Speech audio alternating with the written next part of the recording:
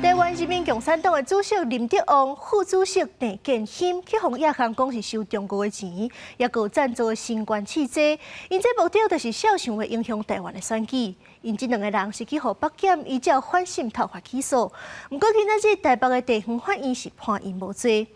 另外，伫咧高雄迄边嘛，北村那像有强劫案，实际有地下钱庄借钱予军人，要求因得爱用军事机密来堵销。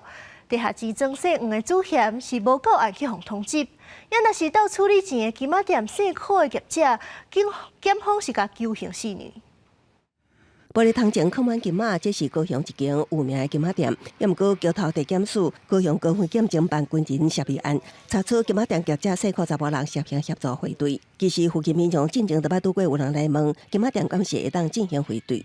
早期的金仔店都拿换币值啊，就日币啦、兑汇啊，从小就看过人家在换。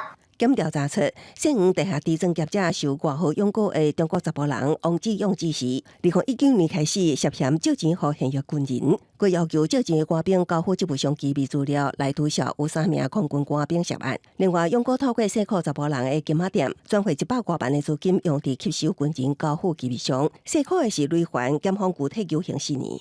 发现被告徐某亦涉犯非法办理国内外汇兑业务罪嫌。案经侦查终结，提起公诉，请法院从重量刑，有期徒刑4年。强调案调团，也毋过另外一个案煞是无罪判决。台湾人民共产党主席林德旺、副主席郑建兴，防指控受中国资助财务新冠肺炎刺激，想要影响台湾选举，宣扬共产理念，互北检以反渗透法起诉。也毋过台北地院提告判林德旺等3名被告无罪，也会当上诉。调查局那边也讲因为你认识共产党官员。所以有可能就受指示，你完全没有任何的直接证据，就要起诉我们。那当然，我们感谢法官站在公正的立场来看待这事情。